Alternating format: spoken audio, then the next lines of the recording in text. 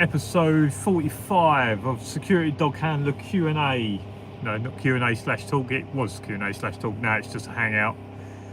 We are on shift, so just hanging out for an hour. Anyone that comes on wants to say hello. I've got Ollie next to me. He's riding shotgun for a little bit. Hey mate, first time riding shotgun in the new van?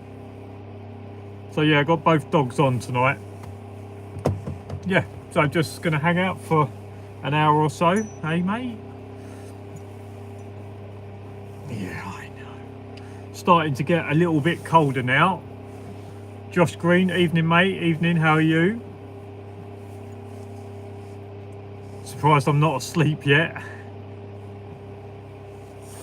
Hey, we don't sleep, do we? Well, you do. You sleep, I don't. But yeah, so just chilling out. And Josh. Jack just expecting everyone to be asleep. Finally able to catch one. Hope you're well, bud. I am good. Ollie riding shotgun. You got a bit dirty paws though. You got a bit dirty paws. You need to stay on your towel. Good lad. Yeah, I am good. Coop is chilling out in the back. Ollie's up in shotgun, trying to keep him a little bit interested for a little while. Just done our patrol, haven't we? Hey, pissing down with rain, is it? So yeah, we're Josh Green's on a night off. I think Sean Bartlett's on a night off as well. Jack, you normally have a night off as well tonight, don't you? Am I the only one in here that's actually on shift? Which might be the reason that you're all watching, but so yeah, just chilling out for an hour or so. Starting to the weather's starting to turn. Snow forecasted at the end of this week. So even the dog handler that I work alongside that does the days here, he said that he needs to bring his heater for tomorrow because he was getting a bit cold today. Porsche K9 is working. Oh, we found another worker. Hey, we found another worker. So yeah, it's getting there. Luckily enough, I wasn't working Friday and Saturday when that was really cold. Last night was alright. I always say that when it's raining, a bit like it is now, at least it keeps the temperature up. The cloud cover keeps the temperature up. So although the rain's not ideal, when it this time of year, if it keeps the temperature up a little bit, then all the better.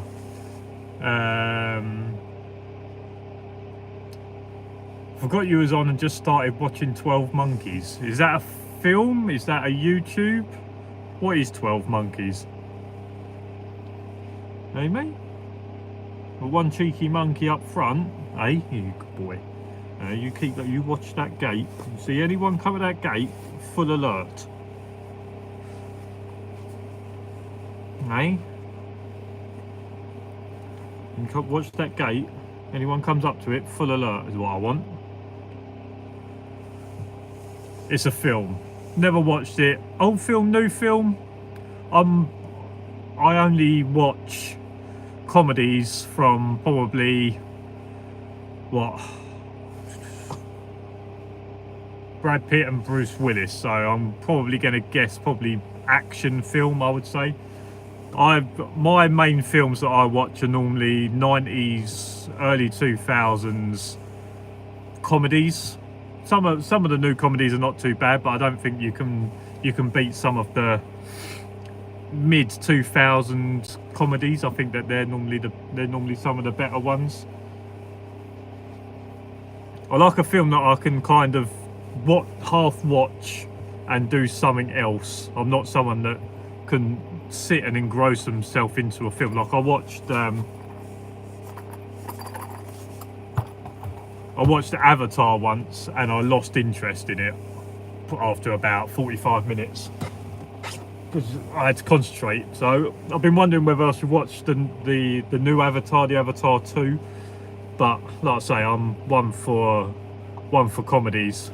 New comedies, people are too scared to say anything. Yeah, I'd say, like I say, 90s and early to mid 2000 comedies are sort of the ones I like watching, which is probably why a lot of the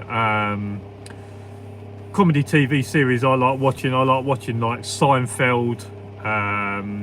What else do I like watching? Everybody Loves Raymond, King of Queens, which is all around that sort of 90s to early to mid 2000s. I like watching Benidorm as a TV show comedy. Benidorm's quite good. It's not massively political. Apparently they're bringing out some new seasons. So Benidorm was what, mid 2000s to early 2010s, and I think like 2013, 2014 was the last series, I think. And they're talking about bringing back another series of that. But yeah, like Seinfeld is like the peak comedy I like watching in terms of that.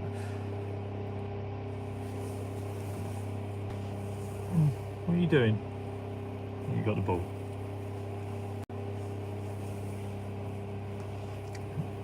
But yeah, I hope everyone is good.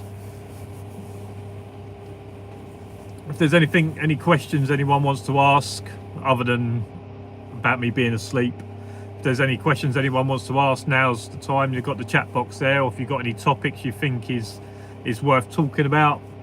Obviously things that I talk about in lives and things like that. If there's a new kind of what's the word? If there's a new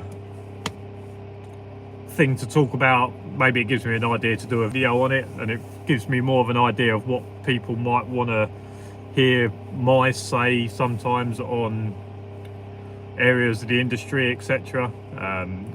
In the last live I spoke quite a lot about wages, etc, so probably don't need to go over that again. But if there's anything that anyone wants to hear my point of view on, I mean, I'm not saying that my point of view is gospel, but I don't mind. What are you doing down here? What are you doing? You're licking your paw.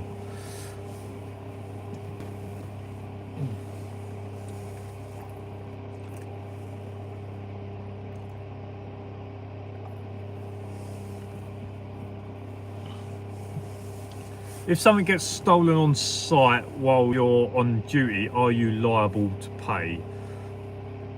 No. So the reason most of the time that we are put on these sites are for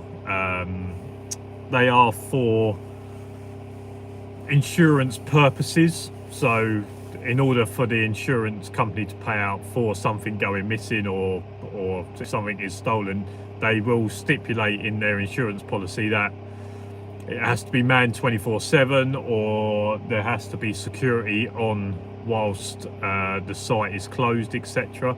So no, you won't be liable to pay. Like if for argument's sake, I haven't got one here, but for argument's sake, say a 180 grand digger got stolen, they're not going to come and ask me to pay 180 grand to replace the digger.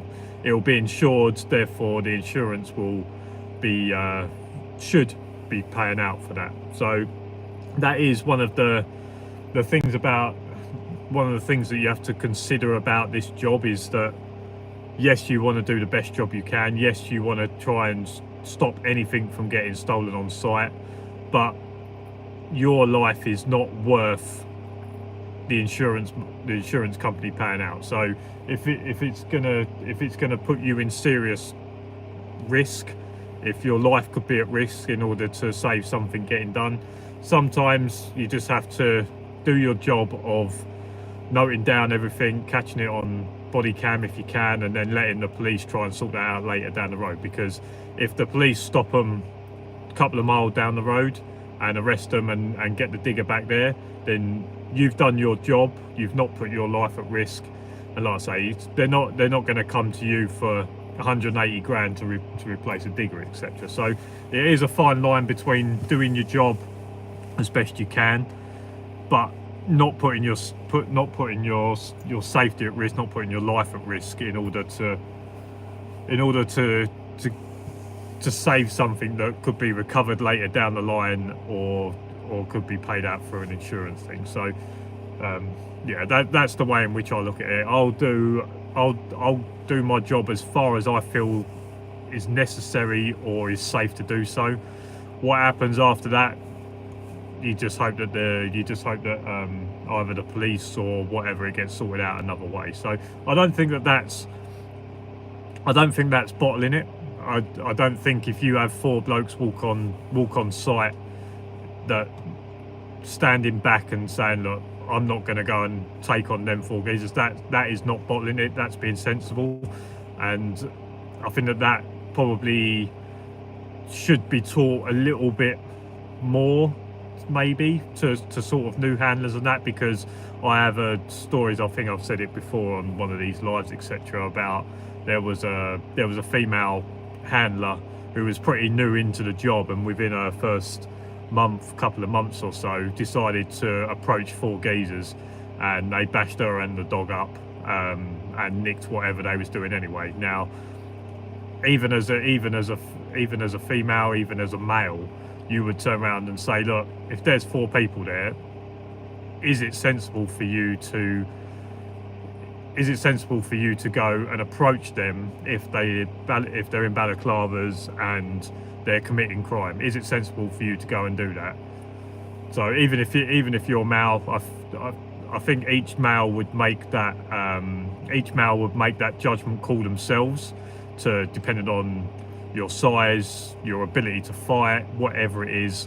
I think each male would make their own judgment call on that, but any female, to me, shouldn't be approaching 4 geezers on site in balaclavas committing crime, because if it does go south, you're probably, I'm not saying all, but you're probably not going to have what it takes to take on 3 blokes whilst the dog deals with 1 person. So yeah, I think that should be taught a little bit more, as sort of learning what is safe for you to do. So don't push yourself to the point where your safety and your life could be put at risk, because at the end of the day, it's really not worth it. The reason that we're on here most of the time is for security.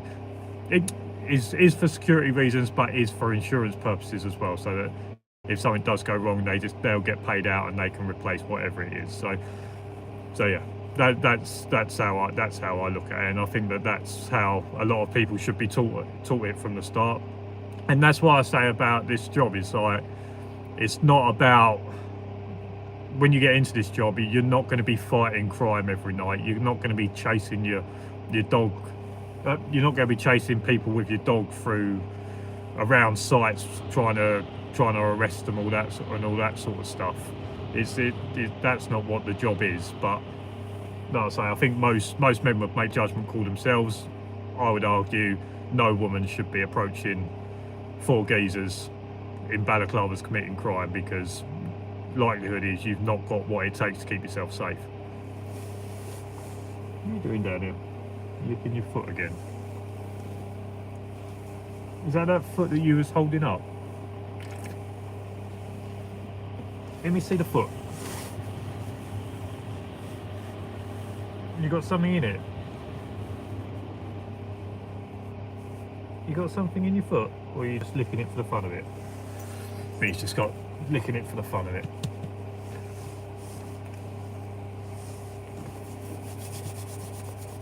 Oh, I've got an idea for a couple of videos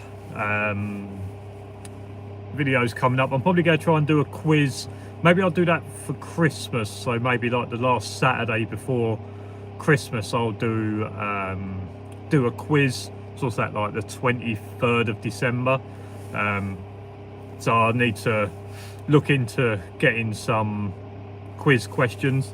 I think the quiz went down reasonably well last time. I think a few people enjoyed it. I think a few people actually learned some stuff that they expected that they would know that they actually got wrong. So I think that quiz for Christmas might be a decent idea, eh mate? So if anyone's got any other video ideas of anything that they want me to do, then just let me know. Hey, what's up? I know. I had to bring Ollie to work tonight. I was going to bring him last night, and then just before I was about to walk out the door, he threw up about 4 times. So he ended up staying at home last night, and so I thought I'd bring him tonight to give the missus a night off so she could chill out and do whatever she needs to do, because I think she was trying to do stuff last night, but then the puppy got sick. Not sure what it was. So he'd eaten his food, and then he'd been running around. He ate about midday, and then he'd been sort of in the garden until about 4, half 4, and then as I was about to leave at about 5:45, he threw everything back up. So hopefully it was just apparently he had some brick. He nicked some of my mum's underwear from the dirty washing and ripped that up. There was a bit of that in the sick. There was a bit of brick in there. So very varied diet this puppy has sometimes when he gets up to trouble. Why are you licking this paw? Will you stop? Where's my torch? Bloody dog. Right, let me see it then.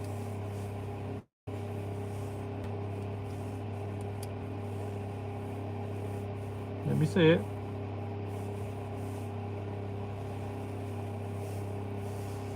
There's nothing there, mate.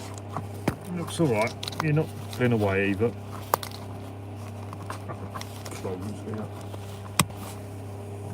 Hey?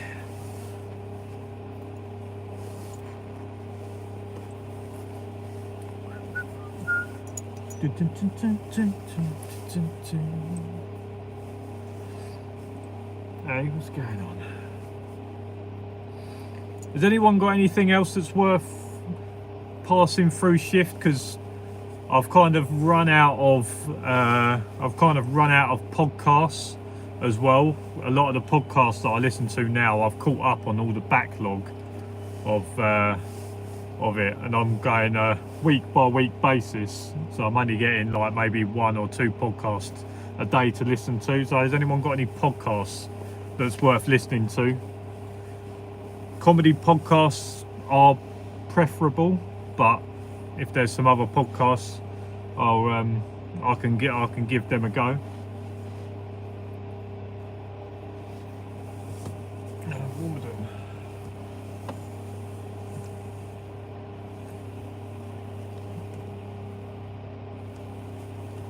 Hey, what's up? Chill out then.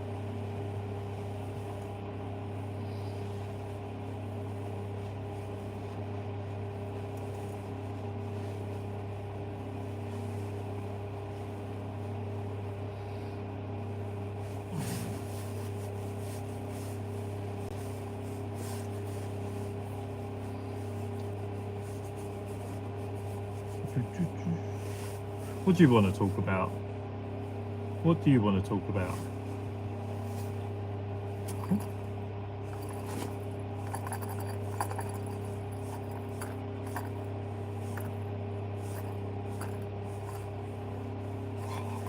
Oh, then dropped it. There you go.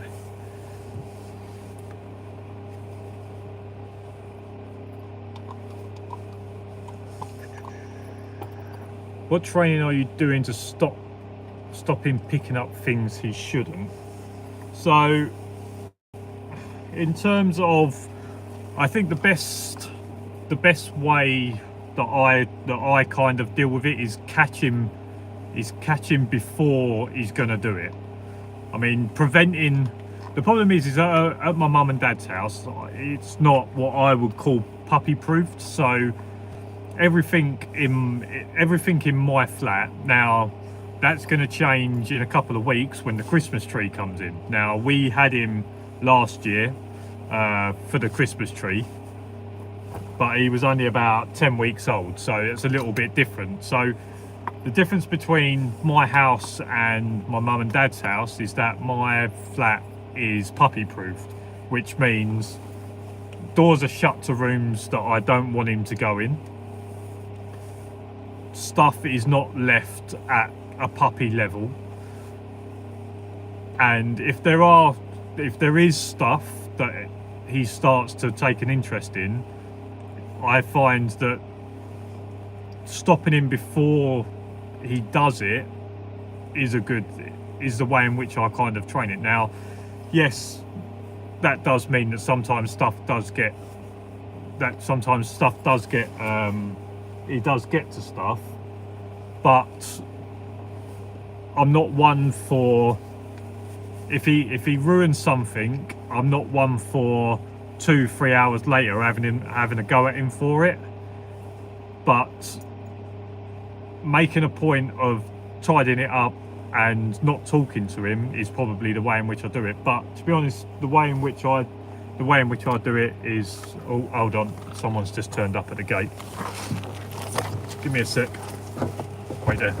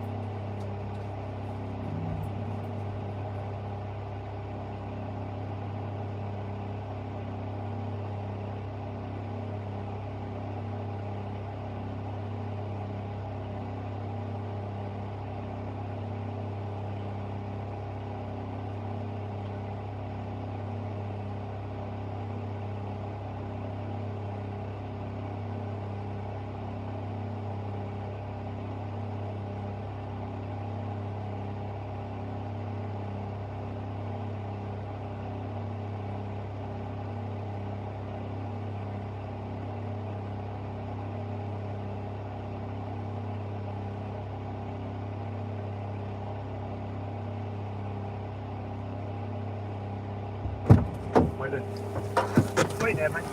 That was a good lad. Right.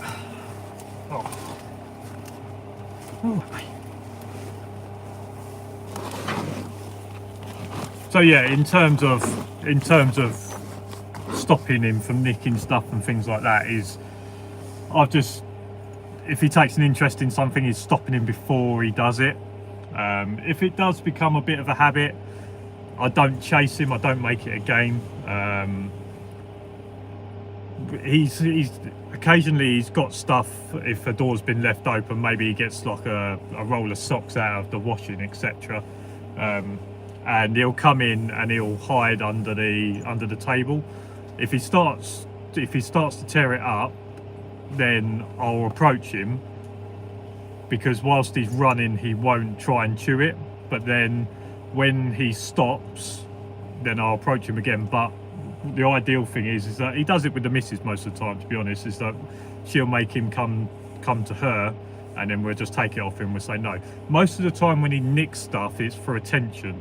So if he's a bit bored or he wants something to do, he'll find something, pick it up to try and get attention and run. Now, as long as we don't chase him and don't make it a game, he normally doesn't go back for it again. At my mum and dad's house, there's things like shoes and different things like that he'll get, and then he'll take them out into the garden. He'll run around the garden because my mum or my dad go out there and not chase him, but they follow him to try and get it back, and they kind of follow him and he runs, and it becomes a bit of a game. So what I try to do is anything that he does take interest in is I don't make it a game. If he gets it, I don't chase him around the flat.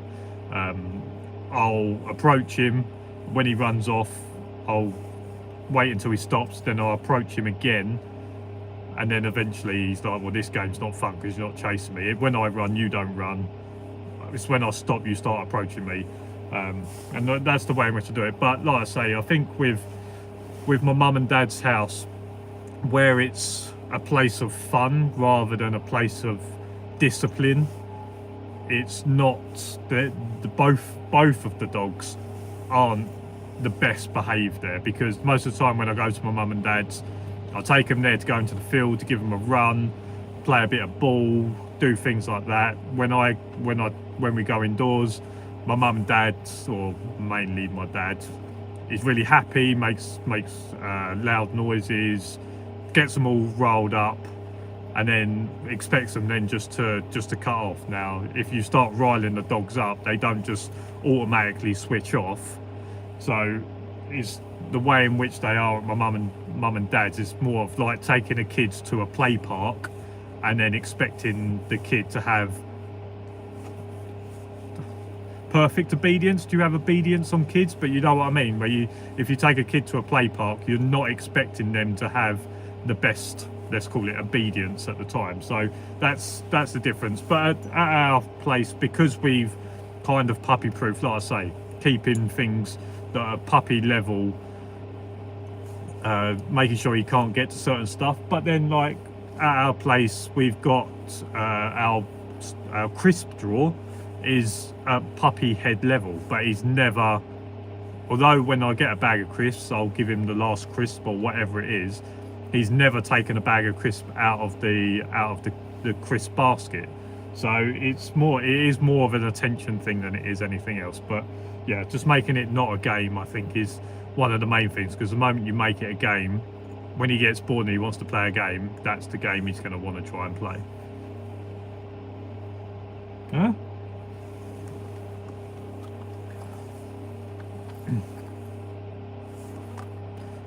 Also on that, thinking of it, is that I was just thinking about the way in which I've obviously sometimes got him to come back or to bring stuff to me. Finding something, so like this ball, I found this ball on this site for some reason. I think either one of the other dog owners left it here, etc. This ball gives him a little bit of obedience, but with Ollie, if you want him to come to you, food overrides anything. So if he's got a slipper and you've got a treat, he'll drop the slipper for a treat. Now, what you don't want to make that a game of, I'll nick the slipper so I get a treat. What I use it for is for him to come to me with the treat. Well, yeah. If he's got the slipper, I make him come to me. I make him give me the slipper, and then I reward him for coming to me. And then hopefully what you do is you do that 2 or 3 times, and then you start asking him to come to you without the treat on show.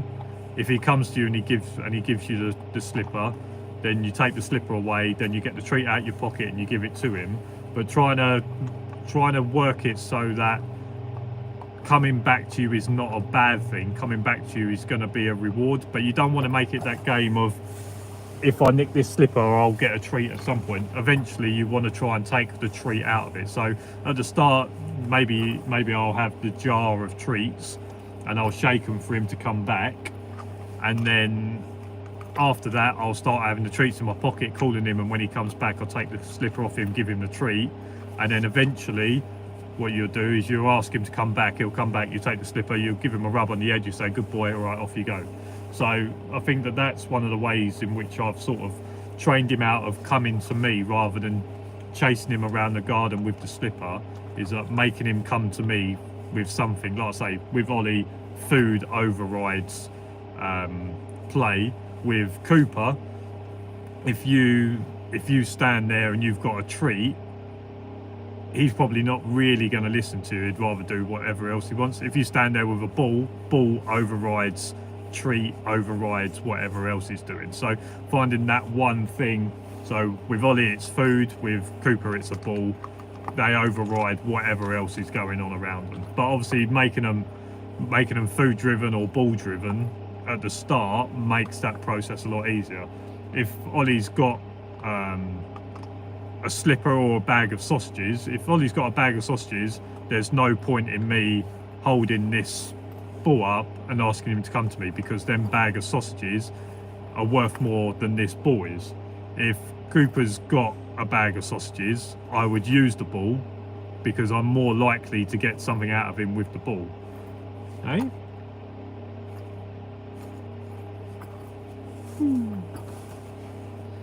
Ollie's definitely one of them. If I throw the ball at him, it'll definitely hit him in the face. Where if you throw a ball at Coop, he will catch it.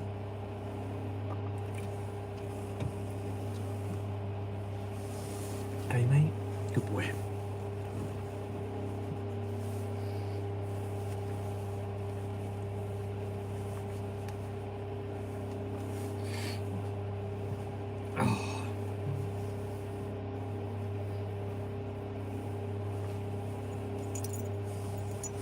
I'm interested to know from other handlers. I was thinking about this the other day, because a little while ago we was offered a job, and me and another handler were offered the job. The other handler couldn't do it or didn't want to do it, therefore the job got passed on to two other handlers, or to subcontractor, to put two handlers on. I'm interested to know if you was put on a site where it was going to be two handlers, so you're going to be working alongside each other, would you want to be able to pick the handler that you work with, whether that's a subcontractor that's a mate or someone in the company you're working for, and say, look, I'll do that job, but I have to be working alongside this handler? Would you want to be able to do that, or would a lot of you say, I'm not fussed, I'll be able to do it with any handler? I mean, I'll be interested in that, because I think the luck of the draw in the person that you get paired to work alongside with is not something I would do. I think that if I was going to do, after last night, yes, I think if I was ever going to work on a site where there was me and another handler on it, I would want to pick the handler from Prestige, or find a mate that's a subcontractor and say, look, I will do this, but I want to work alongside this handler. If it's not this handler, I don't want to go in for a luck of the draw where I might get this handler, because a lot of some of the subcontractors that I work alongside they're actually pretty good. I actually get along with them quite well. They're reasonably decent people, and I think that I could probably get on with them okay. Now, I don't think that we would have a lot of banter. I don't think that we would spend a lot of time talking to each other, but in terms of working together, I think that we would be okay. But it could be one of 6-7 handlers that you get, and I wouldn't. And there's a few that have turned up where I'm just like, I don't really know you, but I just have that feeling that I wouldn't be able to work alongside you. So it'd be interesting to know from you guys, like, if you have worked with someone else on a site, have you picked that handler, or has that handler been given to you? I know, Sean, after last night, you definitely want to pick who you want. In terms of that, if anyone is down in the south coast area, that wants to be a fire marshal, I know some work that's going. Hey, fire, fire! We have set this place on fire without a match or lighter. Yeah.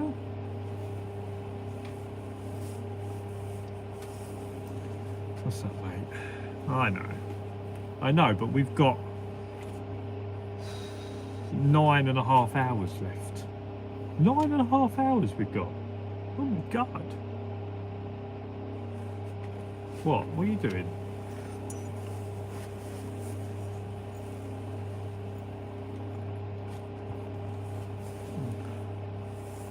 You want to say hello to everyone? Look, there's people there. Say hello, guys. Hello, guys. No.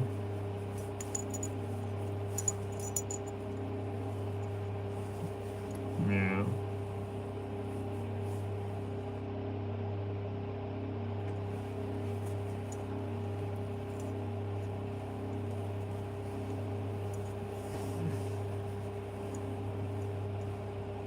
No, mate.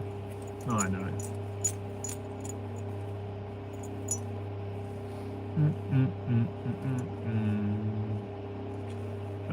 Porsche K9. I've worked alongside dog handlers without a dog, handlers who can only communicate through people translate, but I've still just got on with my job. Yeah.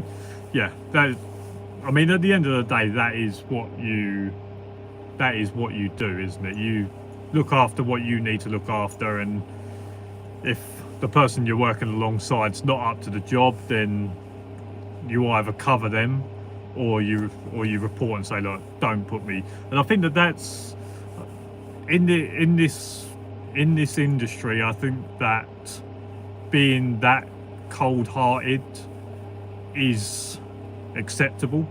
Now, there's lots of jobs that I have done in the past where, like, someone might not be the best at their job, and maybe you just work a little bit harder and cover, etc. Maybe you do voice your opinions on their work, but I think in this job,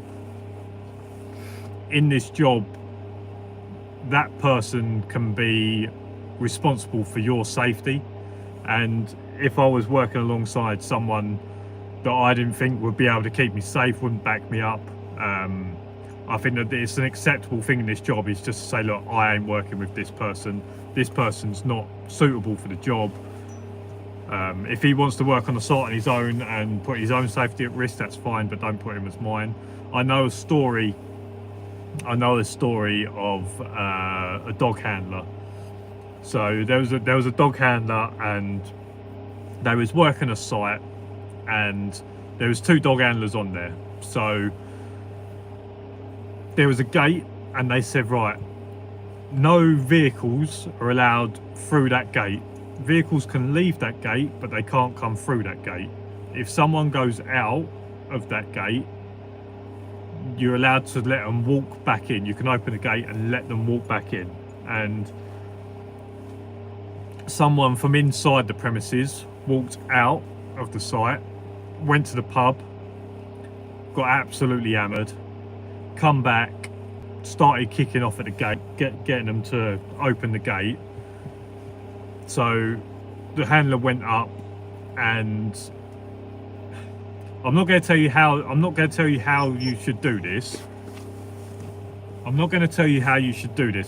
But there should be 2 handlers, one with a dog, one without a dog. You can guess which one should have the dog. So the handler's gone up to the gate and said, I'll let you back in, but you need to calm down. And the bloke was off his head, shouting, kicking the gate, telling him to open it. Now, to me, I wouldn't have opened that gate.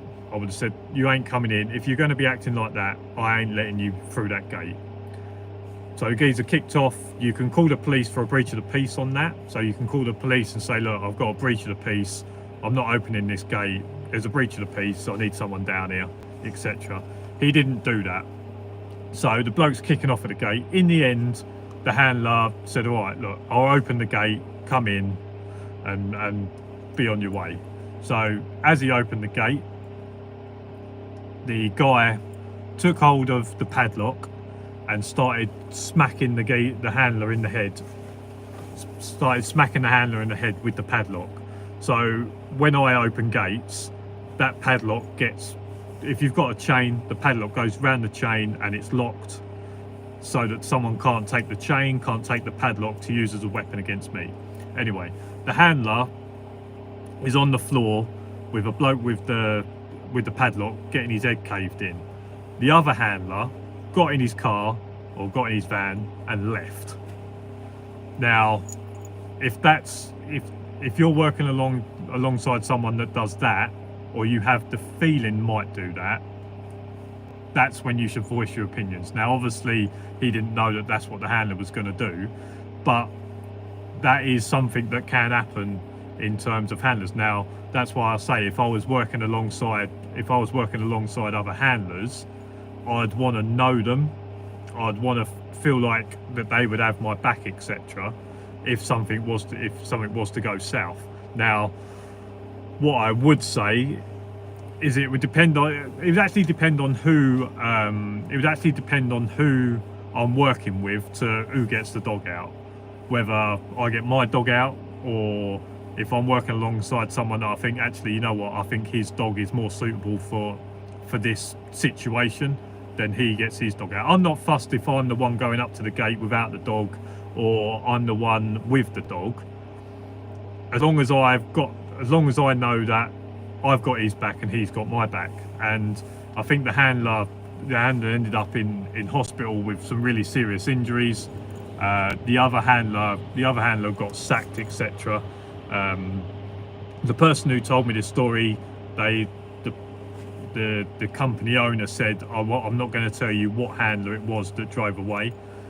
So we have no idea who the other handler was. But that's why I say, when you work alongside someone else, I'd much rather work alongside someone that I know, or that I've got a feeling would have my back in a certain situation. So that's why it's interesting to me, because that story has stuck with me for a number of reasons. So obviously the first reason is obviously how to set up opening a gate. That story sticks with me of, you don't have to open a gate if someone's being violent the other side. If someone's being violent and volatile to you one side of the gate, you don't have to open the gate. Obviously the breach of the peace is where that sort of comes in.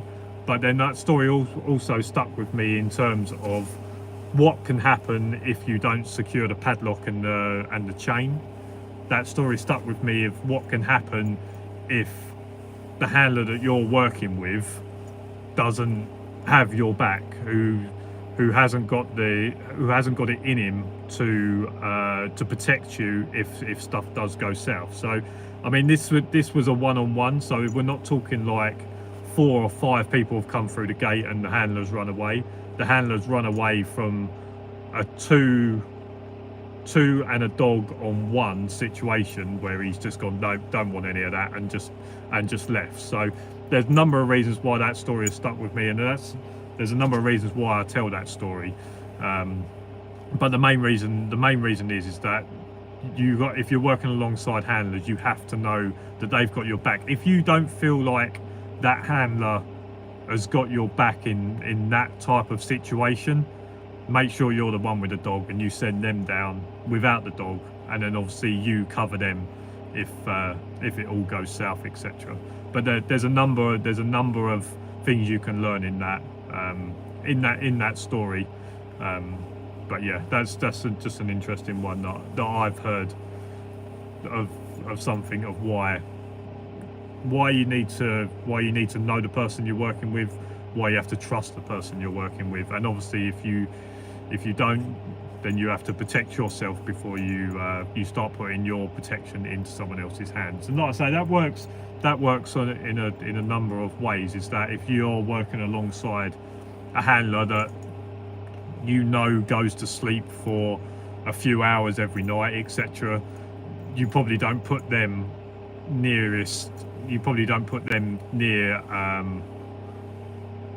You don't put them near where a possible break-in could happen, because before you know it, they could be past that bloke whilst he's asleep, and they could be on you, and the one part of protection you thought you had, you now don't have. What are you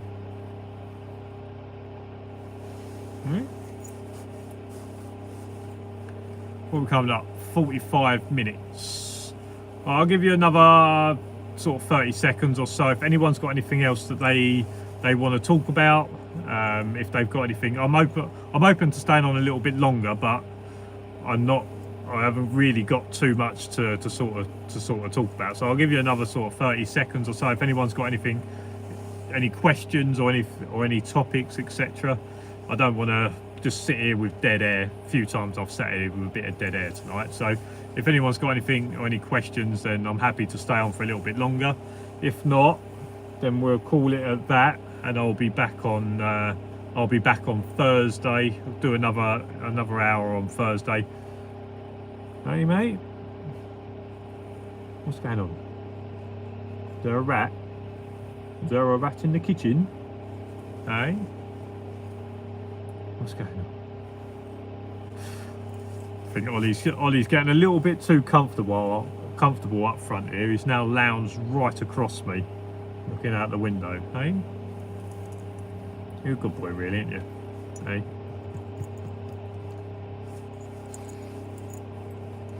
Okay, we'll call it at that. All right. Well, thank you for the people that have come into the live and given some topics. There was some interesting stuff in there. There was a lot of jibber jabber from me, but there is some interesting stuff in there. I think the story of the handlers and the gate is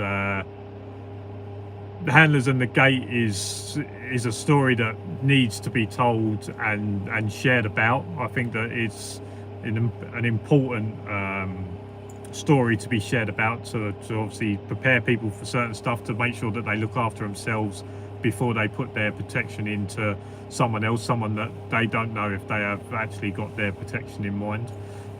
But yeah, if you like this video, make sure you give it a thumbs up, subscribe down below for loads more videos. Like I say, I will be back on Thursday for another hour. This video will obviously be published afterwards, so if you're just coming in now and you want to go back to the start and listen to it, obviously I did have to go out to the gate for a couple of minutes, but yeah, as for now, I'll see you guys on Thursday. Hey, we'll see them on Thursday. Well, I don't know if you'll be here, but yeah, cheers for watching guys, and I'll see you next time. Cheers for watching, see you later.